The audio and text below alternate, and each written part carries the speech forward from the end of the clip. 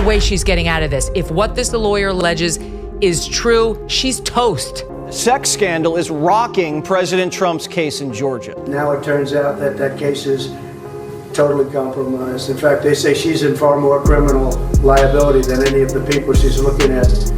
So I think that when you look at what happened where they pay a lawyer with absolutely no experience $700,000 who happens to be her lover or her boyfriend, and then they go on trips and vacations together, very expensive vacations together. And the reason they paid him so much because he was after me. However she found out, she found out. One of the defense lawyers for one of the defendants finds out that Fanni may be having an affair with the special prosecutor she brought in and whom she's paid $650,000 of the taxpayers' money to, which is double what any prosecutor down there is making. These DAs don't make a lot of dough. The justices on the Supreme Court in Delaware make less than $200,000 a year. This guy, her alleged affair partner, has pulled in $650,000 in a year. And Fanni seems to be having a good time with him. The sex scandal is rocking President Trump's case in Georgia. The Fulton County, Georgia District Attorney, Fanni Willis, has been accused of appointing her lover as a special prosecutor in the case against Donald Trump. DA Fanni Willis is responsible for taking Trump's mugshot. A new bombshell public filing alleges financial and sexual impropriety by Fulton County District Attorney Fanni Willis, the lawyer responsible for prosecuting former President Donald Trump's Georgia election interference case. Now, the filing alleges that another prosecutor in the Trump case, named Nathan Wade, paid for lavish vacations that he took with Willis using Fulton County funds that his law firm received from the DA's office. County records show that Wade has received nearly $654,000 in legal fees since January 2022, authorized by Willis. And the woman filing the motion says she's seen the now under seal divorce proceeding files between the special prosecutor and his soon-to-be ex-wife. And as soon as she saw them, they put them under seal. So this woman hasn't been able to attach them as an exhibit yet, but she's seen them. The lawyer has and is telling us, trust me, they've been having an affair. Salacious allegations involving Fulton County District Attorney Fanni Willis raising brand new questions tonight. She's accused of an improper relationship with a fellow prosecutor, and she's being ordered to appear at his divorce proceedings. Nathan Wade is the special prosecutor hired by Willis's office to help in the case against Donald Trump, and the accusations could mean trouble for that case. Atlanta News first political reporter Doug Reardon is live tonight outside Cobb County Superior Court. Doug, the summons requesting Willis's testimony was served just hours before a Trump co-defendant filed a motion alleging that there was a romantic relationship. Right, safe to say it has been a very busy week in this case. Now, those allegations include things like Willis's office paying Wade over $1 million over the course of his 3 years on this case, and that the two took lavish vacations together in that time period. And we suspect that a lot of this came from divorce filings from Nathan Wade's case, which he filed just a day after he was given this job as special prosecutor. So we tried to get them because that report that was filed on Monday includes no concrete evidence. But this was all we could find. When we went to the clerk's office in Cobb County Superior today, this was just it. The single piece of paper saying that his divorce case has actually been sealed since February of 2022. Attorneys today tell us that is highly unlikely for divorce cases. A loan document indicating special prosecutor Nathan Wade's divorce case is sealed from public view is all we could get from Cobb County Superior Court. On Wednesday, reporters trickled into the clerk's office trying to get a hold of the divorce documents that could confirm the shocking allegations filed by a defendant in the Georgia election indictment. Divorce proceedings are a highly unusual thing to seal, multiple attorneys told Atlanta News First. But the divorce paperwork seems to be the basis for defendant Michael Roman's filing, claiming his charges should be dropped because Willis and Wade were involved in a romantic relationship while Wade was in the employ of Willis's office and leading the prosecution of the indictment. Also this week, District Attorney Fanni Willis was served a subpoena to testify in Wade's divorce case. I'm pretty sure that she feels she has nothing to hide, so she's going to go ahead and testify. Attorney J. Edward Chip says whatever Willis says in her testimony could be used by Roman's attorneys to fight his charges. I think it's a creative legal maneuver.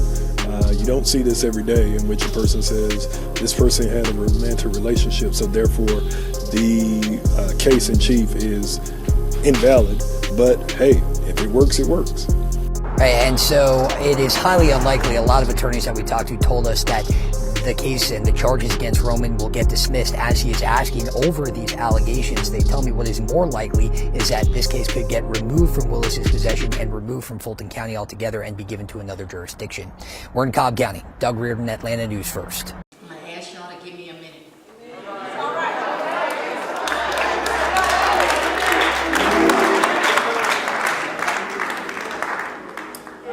You know, I have some notes here, and at some points I'll go to them, and at some points I'm just going to stray from them. But I hope y'all will be patient with me. The bishop told me I am welcome to be myself.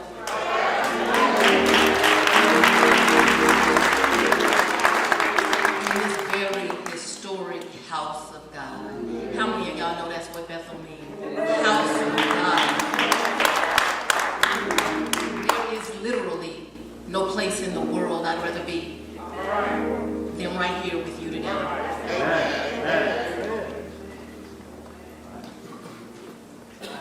God always brings you to that safe place where you need to be. And so the invitation to come where God's message is taught, adhered to, and celebrated is my honor.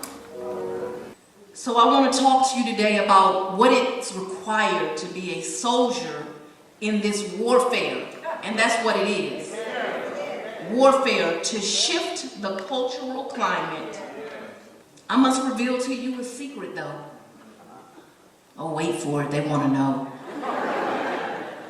The journey is ugly. The journey is painful. The journey is full of pitfalls. But if you are one of his children, you must answer the purpose. You must answer the call. Y'all don't hear me. You must answer the mandate. The question becomes, are you qualified? And it really comes down to this. How much are you personally willing to sacrifice for the greater good and his purpose? How much? I want you to really sit and think about that question. How much are you willing to sacrifice for God's purpose? See, I must confess to you, as a little girl, I really did not think that Dr. Martin Luther King's dream would still be just a work in progress. I thought by 2024, as a 52-year-old woman, that certainly us humans would have gotten it together. That the cultural shift would have already taken place. I thought by now, well, we would all just be getting along. Boy, was I wrong. Now, right now, as much as any time in history, we need a cultural shift. As Americans have normalized, some of y'all say that with me, Americans have normalized. They've normalized cruelty. They've normalized bigotry. They've normalized hate. Many of our youth and adults have no respect for authority.